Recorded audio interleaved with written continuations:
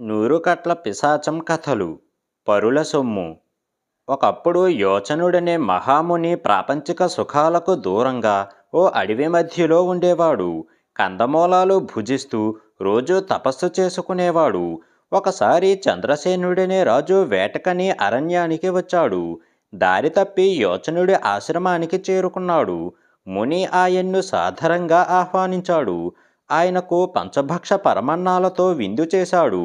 హంసతూలిక తల్పాన్ని పక్కగా అమర్చాడు. ఒళ్ళు పట్టడానికి ఇద్దరు బలమైన పురుషులను, వింజామరులు వేచడానికి ఇద్దరు అందమైన స్త్రీలను నియమించాడు. చంద్రసేనుడు ఈ ఏర్పాట్లన్నీ చూసి అబ్బురపడిపోయాడు. మహాముని, అరణ్యం మధ్యలో మీ జీవితం రాజభవనంలో నా జీవితం కన్నా ఎన్నో రెట్లు మెరుగ్గా ఉన్నది. నాకు ఇక్కడే మీతో పాటు ఉండిపోవాలి అనిపిస్తున్నది అని అన్నాడు. యోచనుడు నవ్వి, అలాగైతే నీవు ప్రాపంచిక సుఖాలకు దూరమై కందమూలాలు భుజిస్తూ నాలాగే జీవించవలసి ఉంటుంది. తాత్కాలికంగా నా ఇంట బస చేసే అతిథులను వారి వారి అర్హతులకు అనుగుణంగా ఆదరించడం నా అలవాటు. అంతే తప్ప నేను ఈ సుఖాలు అనుభవించలేదు అని అన్నాడు. చంద్రసేనుడు ఆశ్చర్యంగా, ఈ ఏర్పాట్లన్నీ మీ తపోశక్తి వలన కలిగినవా? మరి ఇలా ఆతిథ్యం ఇవ్వడం వల్ల మీ తపోశక్తి తరిగిపోదా అని అడిగాడు. ఆ వివరాలు అడగకు, నీకు తెలుసుకోవటం మంచిది కాదు అన్నాడు ముని. కానీ చంద్రసేనుడు వదలక పదే పదే నొక్కించి అడిగేసరికి కాదనలేక, అతిథి మర్యాద నాకు ఆరో ప్రాణం, అందుకే 10 సంవత్సరాల నా తపోశక్తిని వినియోగించి ఈ మంత్రదండం తయారు చేశాను అని రాజుకు మంత్రదండం చూపించాడు. ఇది ఎవరి చేతిలో ఉంటే వారికి కోరినవన్నీ లభిస్తాయి. దీన్ని నేను అతిథి మర్యాదల కోసం ఉపయోగిస్తాను. ఇది ఉండగా నా తపస్సుని అతిథి మర్యాద కోసం వాడనక్కర్లేదు అని అన్నాడు. ఇది వినగానే రాజు మనసు పరిపరి విధాలా పోయింది. ఆ మంత్రదండం వల్ల తన వంటి రాజులకే ఎక్కువ ప్రయోజనమని ఆయన అభిప్రాయపడ్డాడు. రాజు ఆలోచన గ్రహించిన యోచనుడు, రాజా, మానవులు తమకు కావాల్సినవి స్వయం కృషితో సాధించాలి. ఈ మంత్రదండం నా బొంట్ల వద్ద తాత్కాలిక ప్రయోజనానికే ఉపయోగపడాలి. దీని గురించి తిడితలుపులు మనసులోకి రానియకు అని హెచ్చరించాడు. చంద్రసేనుడు అప్పటికేమీ మాట్లాడలేదు. ఒక రాత్రివేళ ఆయన పక్క మీద నుంచి లేచి ముని నిద్రపోయిన తర్వాత మంత్రదండం కాజేయాలనుకున్నాడు. కానీ ఆ తలుపుతో మంత్రదండాన్ని తాకగానే ఆయనకి బ్రహ్మరాక్షసుడి రూపం వచ్చేసింది. అది గ్రహించిన వెంటనే భయంతో కేక పెట్టాడు. అది పెడబొబ్బులా ధ్వనించింది. ఆ పెడబొబ్బుకు ముని ఉలికిపడి లేచాడు. రాజును చూసి, అనుకున్నంత అయ్యింది అని నిట్టూర్చాడు. నేనేం తప్పు చేశాను అని అన్నాడు. నన్ను అడగకుండా మంత్రదండాన్ని కాజేయాలనుకున్నావు. అందుకే నీకీ గతి పట్టింది.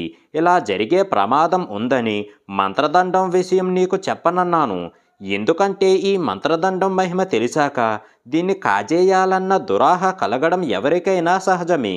కాజేయపోతే ఏం జరుగుతుందో ముందుగా నేను నీకు చెప్పకూడదని నియమం ఉన్నది. నీ బుద్ధి పెడదారి తొక్కదని ఆశించాను. కానీ చివరకు అదే జరిగింది అన్నాడు యోచనుడు. ఇప్పుడు నేనేం చెయ్యాలి స్వామి అన్నాడు చంద్రసేనుడు దీనంగా. చేసేదేముంది, అడవి జంతువులను ఆహారంగా చేసుకొని జీవించు. మనుషుల జోలికి మాత్రం వెళ్ళకు. ఈ రూపం పోవాలనుకుంటే స్వార్థపరుడైన మనిషిని పట్టుకొని భయపెట్టు. నిస్వార్థపరుడి జోలికి వెళ్ళావా నీకీ రాక్షస రూపం శాశ్వతమైపోతుంది అన్నాడు ముని. లోకంలో స్వార్థపరులకు కొదవలేదు. కానీ స్వార్థపరుణ్ణి పట్టుకుంటే నిజంగానే నాకు మళ్ళీ మానవ రూపం వస్తుందా అన్నాడు చంద్రసేనుడు. ఈ ప్రపంచంలో స్వార్థపరుణ్ణి మించిన ప్రమాదకరమైన ప్రాణి వేరే లేదు. నువ్వు ఒక్క స్వార్థపరుణ్ణి తగ్గించినా అది నీ పాపాలన్నింటినీ హరించగలదు. ఇంక నువ్వు ఇక్కడి నుంచి వెళ్ళిపో అన్నాడు యోచనుడు. మంత్రదండం జోలికి వెళ్లకుండా ఉంటే తిరిగి సుఖంగా నా రాజ్యానికి చేరుకునేవాణ్ణి. ఇప్పుడు ఈ రూపంలో కొన్నాళ్ళు ఆటవిక మానవుడిలాగా జీవించాలి. రాక్షసుడికి బలం ఉండవచ్చు, కానీ రాక్షస జీవితంలో సుఖం ఉండదు అని చంద్రసేనుడు తనను తాను నిందించుకుంటూ ఆశ్రమం వదిలి ఓ కొండ ప్రాంతం చేరుకున్నాడు. అక్కడ ఆయనకి ఓ మనిషి కనిపించాడు. అటువంటి నిర్జన ప్రాంతంలో మనిషి ఉన్నందుకు ఆశ్చర్యపడుతూ రాక్షసుడు అతన్ని ఒక చేత్తో పట్టుకున్నాడు. అతడు స్వార్థపరుడైతే కనుక తన అదృష్టం పండినట్లే. రాక్షసుడు చేతికి దొరికే వరకు ఆ మనిషి రాక్షసుణ్ణి చూడనే లేదు. చూశాక కూడా అతడు భయపడలేదు. చేతులెత్తి నమస్కరించి, నీ ఆకలి తీర్చగలడం నా అదృష్టం అన్నాడు ఆ మనిషి రాక్షసుడితో. రాక్షసుడు ఆశ్చర్యపడి, నన్ను చూస్తే నీకు భయం వెయ్యడం లేదా అని అడిగాడు. ఆత్మహత్య చేసుకోవాలని ఇక్కడికి వచ్చాను. నాకు ప్రాణభయం లేదు. నా కళేబరం ఈ కొండల మధ్యనో కృంగి కుసించిపోవలసింది. నీ వంటి వాడికి ఆహారంగా ఉపయోగపడితే ఆ పుణ్యం నన్ను పుణ్యలోకాలకు తీసుకువెళ్ళగలదని నా ఆశ అన్నాడు ఆ మనిషి. చావాలని ఎందుకనుకున్నావు? ఏ స్వార్థపరుడైనా నిన్ను మోసగించాడా అడిగాడు రాక్షసుడు. ఆ మనిషి తన కథ ఎలా చెప్పాడు. అతడి పేరు సుధాముడు. లత అనే అమ్మాయిని ప్రేమించాడు. పెళ్లి కూడా చేసుకోవాలనుకున్నాడు. కానీ లత తండ్రి ఆమెను దిలీపుడనే వేరే వ్యక్తికి ఇచ్చి పెళ్లి చేస్తానన్నాడు. తండ్రి మాట కాదనలేకపోయింది లత. ఆ రోజే వాళ్ళిద్దరికీ వివాహం. లత లేకుండా బ్రతకలేనని భావించి అతడు చావాలి అనుకున్నాడు. ప్రేమించిన స్త్రీ కోసం చావాలనుకున్న సుధాముడు చాలా గొప్పవాడని రాక్షసుడికి అనిపించింది. విచారించకు, నేను నీకు సహాయపడతాను. నాకు దారి చూపించు, నీ ఊరు వెడదాం అన్నాడు రాక్షసుడు. రాక్షసుడు భుజించకపోవటమే ఒక ఆశ్చర్యం. పైగా సహాయపడతానంటున్నాడు. ఆ మాట పైకి అనకుండా, నువ్వు నాకు ఎలా సాయపడగలవు అడిగాడు సుధాముడు. లత ఎవరిని పెళ్లి చేసుకుంటున్నదో వాణ్ణి నేను పట్టుకొని తినేస్తాను. అయితే దానికి ముందు నువ్వు లతను నీతో పెళ్లికి ఒప్పించాలి అని అన్నాడు.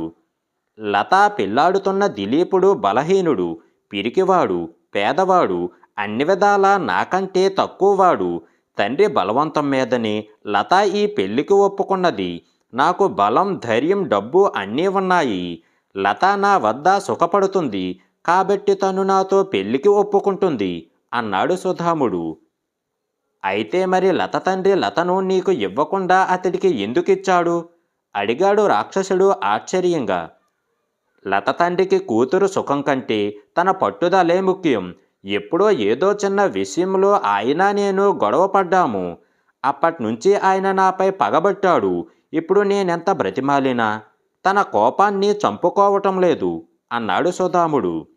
లత తండ్రి మహాస్వార్థపరుడై ఉండొచ్చని రాక్షసుడికి తోచింది. తానిప్పుడు ఆ ఊరు వెడితే సుధాముడికి సాయం అవుతుంది. తనకు శాప విముక్తి లభిస్తుంది. తర్వాత సుధాముడు రాక్షసుడి భుజం మీద కూర్చొని దారి చూపిస్తూ ఉంటే ఇద్దరూ కలిసి అతడి ఊరు చేరుకున్నారు. రాక్షసుడు ఊళ్ళోకి రాగానే అక్కడ పెద్ద కలకలం పుట్టింది. ఎక్కడి వారక్కడే పారిపోవడం మొదలుపెట్టారు. రాక్షసుడు సుధాముడు కలిసి పెళ్లి జరిగే చోటుకు చేరుకునేసరికి ఊరు ఇంచుమించు నిర్మానుష్యమైపోయింది. సుధాముడు రాక్షసుడు భుజం మీద నుంచి కిందకు దిగి, లోపలికెళ్ళి ఎవరున్నారో చూసొస్తాను అని అన్నాడు. సుధాముడు వెళ్ళగానే రాక్షసుడు ఆ ఇంటి ముందు చతికిలబడ్డాడు. కూర్చుంటే ఇల్లంత ఎత్తున్నాడు. సుధాముడి అదృష్టం బాగున్నది. ఇంట్లో లత ఉన్నది. ఆమె పక్కనే దిలీపుడు నిద్రపోతున్నాడు. లత సుధాముణ్ణి చూసి, ఊళ్ళోకి రాక్షసుడు వచ్చాడటగా, మమ్మల్నొదిలి అంతా పారిపోయారు అన్నది లత కలవరంగా. మీరు పారిపోలేదేం అన్నాడు సుధాముడు. రాక్షసుడు వస్తున్నాడని వింటూనే భయంతో నా భర్త స్పృహ తప్పి పడిపోయాడు. అతన్ని వదిలి వెళ్ళలేక నేను ఇక్కడే ఉండిపోయాను అన్నది లత. అంటే మీకు పెళ్ళి అయిపోయిందా అన్నాడు సుధాముడు కలవరంగా. లేదు, కానీ పురోహితుడి మంత్రాలు లేకపోవచ్చు. దిలీపుడు నా మెడలో తాళి కట్టకపోవచ్చు. అంత మాత్రాన మా ఇద్దరికీ పెళ్లి కాదనలేం. దిలీపుడు నా భర్త అని నా తండ్రి చెప్పాడు. ఆయన మాట నాకు శిలాశాసనం అన్నది లత. లత, నీ మానానికి నిన్ను వదిలి పారిపోయాడు నీ తండ్రి. ఆయన మాట నువ్వు విననక్కర్లేదు. రాక్షసుడి పేరు వినగానే మూర్ఛపోయాడు దిలీపుడు. అతన్ని నీవు భర్తగా స్వీకరించవలసిన అగత్యమూ లేదు. నేను నిన్ను ప్రేమిస్తున్నాను. మనం దంపతులం కావడం కోసమే ఈ పెళ్లి చెడిపోయింది అంటూ తాను రాక్షసుని కలిశాక జరిగిన వృత్తాంతం లతకు చెప్పాడు సుధాముడు. నిజానిజాలు తెలుసుకునేందుకు లత ఇంటి బయటికి వచ్చి రాక్షసుని చూసింది. ఆమెకు ముందు భయం కలిగింది. కానీ తమాయించుకొని, ఓయి రాక్షసుడా, దయించి నీవు నా భర్తను తినవద్దు. నేను సుధాముణ్ణి పెళ్లి చేసుకోను. దిలీపుడే ఎన్నటికీ నా భర్త అన్నది రాక్షసుడితో. రాక్షసుడు తెల్లబోయి సుధాముడు వంక చూశాడు. సుధాముడు అప్పుడు లతకి తనకు గదిలో జరిగిన సంభాషణను రాక్షసుడికి వివరించాడు. అప్పుడు రాక్షసుడు, ఆ దిలీపుడు నీకు తగినవాడు కాదు. ఈ సుధాముడు నిన్ను ప్రేమించాడు. నీకు అన్ని విధాలా తగినవాడు. ఇతన్ని పెళ్లి చేసుకొని సుఖంగా ఉండరాదా అన్నాడు ఆమెతో. దిలీపుడు పేదవాడైనా చాలా మంచివాడు. అతడు మా కుటుంబానికి ఎంతో సేవ చేశాడు. నా తండ్రి జబ్బు పడితే ఆత్మీయులు కూడా దగ్గరికి వెళ్ళడానికి భయపడ్డారు. ఆయన భుజం మీద పుండుపడి చీము ఓడుతూ ఉంటే ఏమాత్రమూ అసహించుకోకుండా రోజు గాయాన్ని శుభ్రం చేసి పసరు పూసేవాడు. నా తండ్రికి ప్రాణదానం చేసిన దిలీపుడు రుణం తీర్చుకునే మార్గం నేనతడికి భార్యను కావడమే. సుధాముడికి నా వంటి భార్య దొరకవచ్చు, కానీ దిలీపుడికి నా వంటి భార్య దొరకదు. అందుకే నేనతన్ని పెళ్లి చేసుకోవాలి అనుకున్నాను. నీవు దిలీపుణ్ణి తినాలనుకుంటే ముందు నన్ను తిను, ఆ తర్వాత అతన్ని తినవచ్చు అన్నది లత దృఢంగా. అప్పుడు సుధాముడు నవ్వి, దిలీపుడు ఇంట ఉంటే ఈమె విలువ వ్యర్థమవుతుంది. రత్న మాణిక్యాలను రాచ కిరీటాలకు పొదిగితేనే అందం. వాటిని మసిబొగ్గు పాలు చెయ్యకూడదు అని అన్నాడు. అయితే నేనేం చెయ్యాలి అన్నాడు రాక్షసుడు. లత దిలీపుడు భార్య కావడం నేను సహించలేను. నువ్వు దిలీపుణ్ణి తిను, నేను లతని నా దారికి తెచ్చుకోగలను అన్నాడు సుధాముడు. రాక్షసుడికి ఏం చెయ్యాలో పాలుపోలేదు. సుధాముడు లతను ప్రాణప్రదంగా ప్రేమించాడు.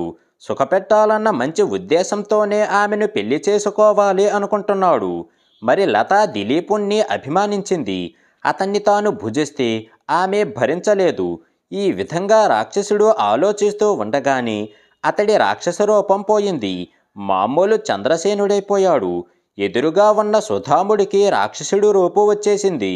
సుధాముడు తన రూపం చూసుకొని హడలిపోయి, ఏం జరిగిందిక్కడ అని పెడబొబ్బలు పెట్టాడు.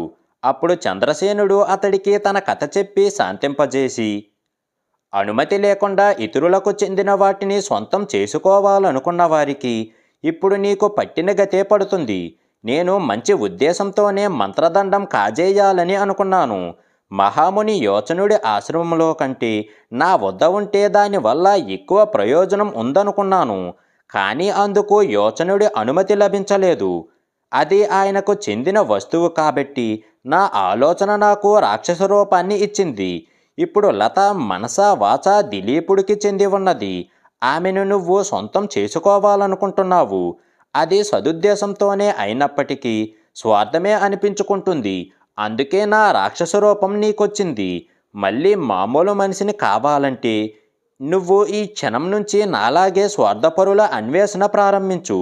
నిస్వార్థపరుల జోలికి మాత్రం వెళ్ళకు. అలా వెడితే నీకీ రూపం శాశ్వతంగా ఉండిపోతుంది అని అన్నాడు. సుధాముడు దిగాలుగా అక్కడి నుంచి వెళ్ళిపోయాడు. లత లోపలికి వెళ్ళి దిలీపుణ్ణి లేపి జరిగింది చెప్పింది. ఆ తర్వాత వాళ్ళిద్దరూ కలకాలం సుఖంగా జీవించారు. వినయశీలుడు ఈ కథ పూర్తి కాగానే, మహారాణి, స్వార్థపరులకు రాక్షస రూపం రావడం అభూత కల్పన అనుకోనక్కర్లేదు. ఎందుకంటే స్వార్థంలోనే రాక్షసతత్వము ఉన్నది. స్వార్థాన్ని విడిచిపెట్టకపోతే నేను రాక్షసినే అనిపించుకుంటాను. నేను మారాలి అని అనుకున్నది. మహారాణి ఆలోచనలు ఎలా ఉన్నప్పటికీ ఆమెకి కథ బాగా నచ్చింది. ఆమె కథని మెచ్చుకోగానే వినయశీలుణ్ణి ఆవహించిన నూరుకట్ల పిశాచానికి మరో కట్టు విడిపోయింది. మరునాడు వినోద ప్రదర్శనకు ముందు యథాప్రకారం కథ వినడానికి మళ్ళీ వచ్చింది మహారాణి. వినయశీలుణ్ణి ఆవహించి ఉన్న పిశాచం మరో కథ చెప్పడం ప్రారంభించింది. నూరుకట్ల పిశాచం కథలు. వంకర టింకర బండి. ఒక గ్రామంలో నాగరాజు అనే సంపన్న గృహస్థుడున్నాడు. ఉన్నంతలో 10 మందికి సాయం చేస్తూ మంచివాడిని పేరు తెచ్చుకున్నాడు. ఒకరోజు ఆయన వీధి అరుగు మీద కూర్చొని ఉండగా ఇంటి ముందు ఓ గుర్రం ఆగింది. దాని మీద నుంచి దిగిన రౌతు నాగరాజుకు నమస్కరించి, నాగరాజు గారు తమరేనా అండి అని అడిగాడు. నాగరాజుకు ఆ మనిషెవరో తెలియక, ఎవరు బాబు నువ్వు అని అన్నాడు. నేను వల్లభపట్నం నుంచి వస్తున్నానండి. పని మీద ఇలా మీ ఊరి మీద నుంచి వెడుతున్నానని తెలిసి మీ మిత్రుడు కృష్ణకాంతుడు మీకో కబురు చెప్పమన్నాడు. వచ్చే వైశాఖ మాసం తొలి ఏకాదశి నాడు ఆయన పెద్దమ్మాయి పెళ్ళి. తమరు సకుటుంబంగా వచ్చి తీరాలని మరీ మరీ చెప్పమన్నారు. మీరు రాకపోతే నేను కబురు చెప్పలేదనుకుంటారు. కబురందితే మీరు తప్పక వస్తారని ఆయన నమ్మకం అన్నాడు ఆ రౌతు. హఠాత్తుగా కృష్ణకాంతుడి పేరు విన్న నాగరాజుకి బుర్ర సరిగా పనిచెయ్యక రౌతును కాసేపు ఉండమని కోరాడు. కానీ నాకు చాలా పనులున్నాయండి, వీలు చూసుకొని మరోసారి మీ ఇంటికొచ్చి ఉంటాను అని రౌతు హడావిడిగా వెళ్ళిపోయాడు. నాగరాజు తనకొచ్చిన ఈ ఆహ్వానం గురించి భార్య సుందరమ్మకి చెప్పాడు. కృష్ణకాంతుడంటే మీరు చిన్ననాటి స్నేహితుడంటూ ఉంటారు, ఆయనేనా అన్నది ఆమె. అవునని తల ఊపాడు నాగరాజు. వల్లభపట్నంలో ఆయన ఎక్కడుంటారో ఆ వివరాలన్నీ కనుక్కున్నారా అడిగింది సుందరమ్మ. ఆమె అలా అడగటానికి కారణం ఉన్నది. నాగరాజు ఇంచుమించు ప్రతిరోజు కృష్ణకాంతుడు గురించి ఇంట్లో చెబుతూనే ఉంటాడు.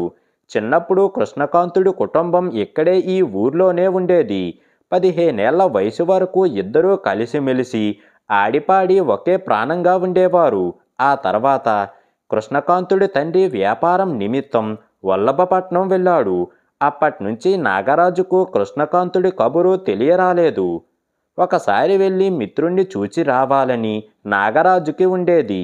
కానీ అసలు కృష్ణకాంతుడు అక్కడ ఉన్నాడో లేదో, ఉన్నా అంత పెద్ద పట్నంలో ఎక్కడ ఉన్నాడో వెతికి పట్టుకోవటం ఎలాగో తెలియక ఊరుకున్నాడు. కనుక్కోలేదనుకో, కానీ వాడు వల్లభపట్నంలోనే ఉన్నాడని తెలిసిందిగా. పల్లెటూళ్ళలో ఉండే నేనింత బాగా డబ్బు గడించాను, వాడక్కడ ఇంకా చాలా గొప్పవాడైపోయుంటాడు. పేరు చెబితే చాలు, ఎవరో ఒకరు వాడి గురించి చెప్పకపోరు అన్నాడు నాగరాజు. ఏం మనిషో, ఏ వివరాలు సరిగ్గా కనుక్కోరు అని సుందరమ్మ గొనుక్కున్నది. నాగరాజుకి ఆ బాధే లేదు. తన భార్య, 2 కొడుకులు, 2 కుమార్తెలతో కలిసి ఇంటిల్లిపాది పెళ్లికి వెళ్ళాలని తీర్మానించాడు. ఇంతమంది పట్నం ఎలా వెడతామండి అన్నది సుందరమ్మ. మన బండి ఉన్నదిగా, మనం 6గురమేగా, అందులో సులభంగా 10 మంది పడతారు. మన గుర్రం కూడా బలమైనది. పట్నం ప్రయాణం కనీసం 2 రోజులు పడుతుంది. ఆటికి పోటీకి ఈ బండి గుర్రం తప్ప ఇంకేవీ తట్టుకోలేవు అన్నాడు నాగరాజు. నాగరాజు ఇంట పూర్వీకుల కాలం నాటి గుర్రపు బండి ఒకటి ఉన్నది. నాగరాజు తాత కొత్తగా పని నేర్చుకుంటున్న ఓ వడ్రంగి చేత ఆ బండి తయారు చేయించాడు. ఆ వడ్రంగి ఆ బండిని ఎలా తయారు చేశాడంటే, చూసిన వారందరూ దాన్ని వంకర టింకర బండి అనేవారు. ఆ ఊళ్ళో సూరయ్య అనేవాడి దగ్గర్నుంచి ఆ బండికి ఓ గుర్రాన్ని కొన్నాడు నాగరాజు తాత. ఆ గుర్రాన్ని అందరూ గాడిద అనేవారు. చూపులకు కూడా అది అలాగే ఉండేది. అయితే అది గాడిద కంటే కాస్త ఎత్తుగా ఉన్నది కాబట్టి గుర్రమే అయి ఉండాలని నాగరాజు తాత అనేవాడు. ఆ బండి తమ కుటుంబానికి అచ్చొచ్చిందని నాగరాజు నమ్మకం. బండికి మరమ్మత్తు వస్తే కూడా ఆకారం మారకుండా ఆ మేరకు మాత్రమే బాగు చేయించేవాడు. ఆ కారణాన ఆ బండిని చూసిన వారందరూ వంకర టింకర బతుకుల బండి అనేవారు. కొన్నాళ్లకు గుర్రం చచ్చిపోతే మళ్ళీ సూరయ్య దగ్గర నుంచి అలాంటి గుర్రాన్నే కొన్నాడు నాగరాజు. తనకు ముఖ్యమైన పని పడితే అతడు ఆ బండిలోనే వెళ్ళేవాడు. ఆ బండి బొత్తిగా నచ్చని వాళ్ళు అతడి భార్యాబిడ్డలు. తమకెంత డబ్బున్నా ఆ డొక్కుబండి మూలంగా నలుగురిలోనూ అపహాస్యం పాలయ్యామని వాళ్ళ నమ్మకం. ఆ డొక్కుబండ అయితే అందులో నేను పిల్లలము రాము, మీరొక్కరే వెళ్ళండి అన్నది సుందరమ్మ. అదేం కుదరదు, మనమంతా కలిసే వెడుతున్నాము. ప్రయాణం ఆ బండిలోనే జరుగుతుంది. ఎంతో కాలం తరువాత నా మిత్రుణ్ణి చూడబోతున్నాను. అందులోనూ మిత్రుడు కుమార్తె పెళ్ళి. ఈ శుభకార్యానికి వేరే బండిలో వెళ్ళడానికి వీల్లేదు అన్నాడు నాగరాజు. విధిలేక ఇంటిల్లిపాది సరేనన్నారు. పెళ్లి ఇంకా వారం రోజులు ఉందనగా నాగరాజు కుటుంబం ఆ డొక్కుబండిలో ప్రయాణమయ్యింది. ఒక రోజంతా ప్రయాణం చేసి వారు గ్రామం చేరుకున్నారు. అక్కడొక పూటకోళ్ళ ఇంట్లో బస చేశారు. అక్కడ అన్ని సౌకర్యాలు అమిరాయని, అదంతా బండి చలవేనని నాగరాజు అన్నాడు. సుందరమ్మకు ఆ మాట నచ్చలేదు. అవతల మీ స్నేహితుడు ఎంత గొప్పగా వెలిగిపోతున్నాడో ఏమో, ఆయనింటికి డొక్కుబండిలో వెడితే నలుగురిలోనూ ఆయనకు చిన్నతనం అవుతుందేమో అని అన్నది. నా మిత్రుడు అలాంటివాడు కాదు. చిన్నప్పటి నుంచి మా ఇద్దరివి ఒకే అభిప్రాయాలు అన్నాడు నాగరాజు. వాళ్ళు పూటకోళ్ళ ఇల్లు వదిలి బయలుదేరాక ఎన్నో ప్రాంతాలకు కూడలిగా ఉంటున్న ఓ పెద్ద గ్రామం వచ్చింది. అక్కడ నుంచి వివిధ ప్రాంతాలకు పోవడానికి ఎన్నో దారులు ఉన్నాయి. వల్లభపట్నం పోవడానికి ఆ గ్రామం నుంచి 3 వేరువేరు మార్గాలు ఉన్నాయి. అక్కడ వల్లభపట్నం గురించి తెలిసిన వారిని సంప్రదించి తమ బండిని ఓ మార్గం పట్టించాడు నాగరాజు. అలా వాళ్ళు కొంత దూరం వెళ్ళాక నాగరాజు కూతురు తల్లితో, అమ్మ, తెల్ల సంచి ఒకటి పూటకోళ్ళ ఇంట్లో మరిచిపోయామే అని అన్నది. తెల్ల సంచియా అంటూ సుందరమ్మ గుడ్లు తేలేసింది. అందులో నగల పెట్టె ఉన్నది. అసలా సంచి పెట్టెలో ఉండేది.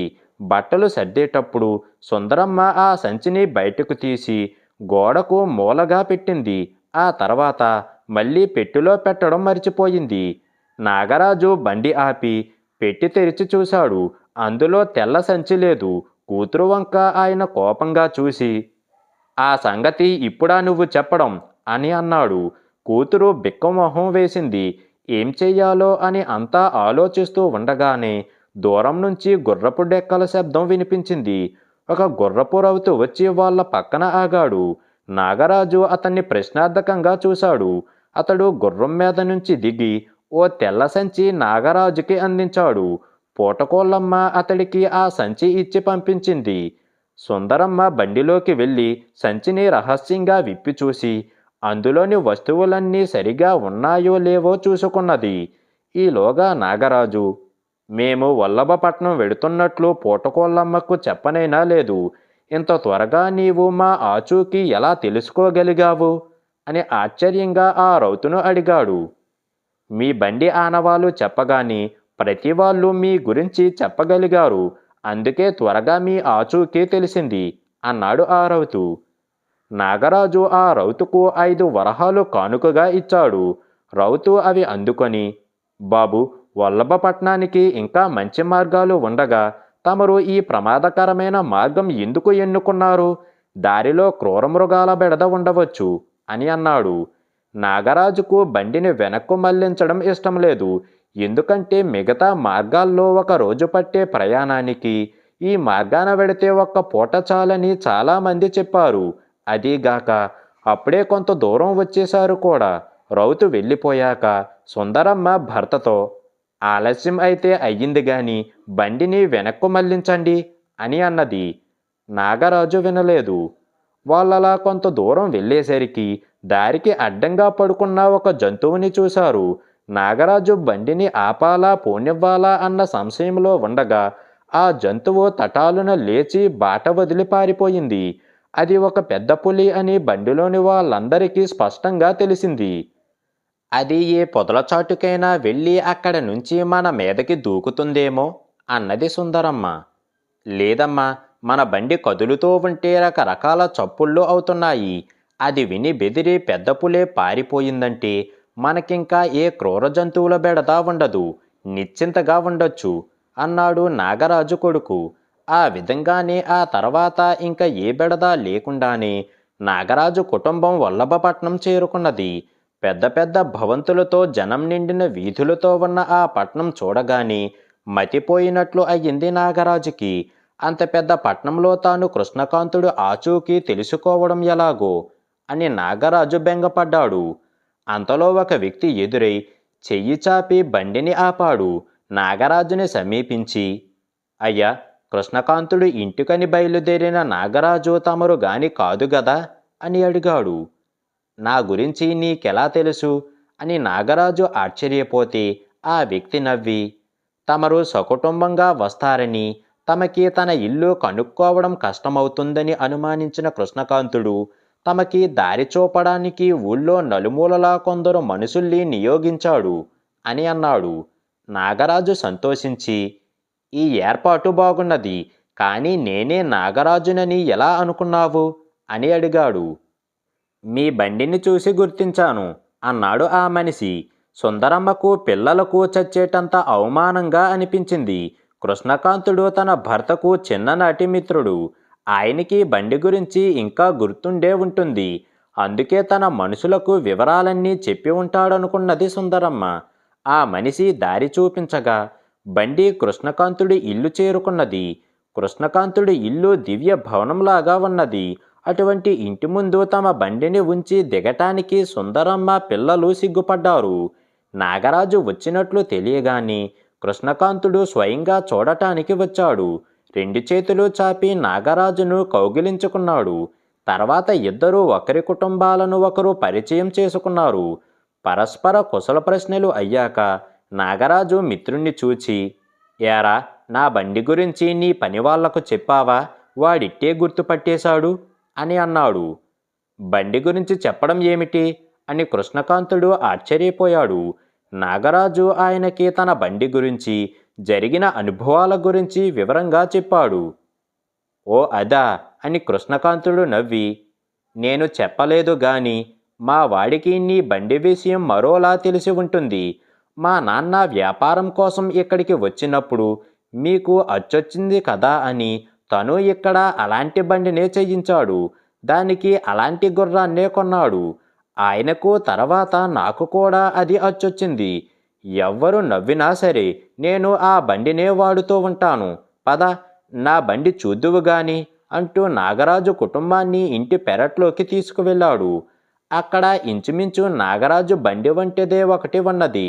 అంటే కృష్ణకాంతుడి పనివాడు నాగరాజు బండిని చూసి, ఇలాంటి బండి కృష్ణకాంతుడి స్నేహితుడికి తప్ప వేరెవ్వరికీ ఉండి ఉండదు అని తీర్మానించుకొని సులభంగా నాగరాజును గుర్తుపట్టాడన్నమాట. కృష్ణకాంతుడి బండి చూశాక సుందరమ్మకు పిల్లలకు ఏడవాలో నవ్వాలో తెలియలేదు. ఆ తర్వాత నుంచి వాళ్ళు తండ్రివాడి డొక్కుబండిని హేళన చెయ్యలేదు. దేని ప్రయోజనం దానిది అని తమలో తాము అనుకునేవారు. వినయశీలుడు ఈ కథ పూర్తి కాగానే, మంచి కథలు వినడానికి మించిన గొప్ప వినోదం ఏమున్నది? ఇప్పుడు నా మనసు ఎంతో తేలిక పడింది. నా కనులకు మత్తు ఆవహిస్తున్నది. ఇటువంటి కథలు వినటానికి బదులు మనసును బాధపెట్టి నిద్రపాడు చేసి వినోదాలతో ఇంతకాలం నా సమయం వృధా చేసుకున్నాను అనుకున్నది మహారాణి. మహారాణి ఆలోచనలు ఎలా ఉన్నప్పటికీ ఆమెకి కథ బాగా నచ్చింది. ఆమె కథని మెచ్చుకోగానే వినయశీలుణ్ణి ఆవహించిన 100 కట్ల పిశాచానికి మరో కట్టు విడిపోయింది. మర్నాడు వినోద ప్రదర్శనకు ముందు యథాప్రకారం కథ వినడానికి మళ్ళీ వచ్చింది మహారాణి. వినయశీలుణ్ణి ఆవహించవిన్న పిశాచం మరో కథ చెప్పడం ప్రారంభించింది.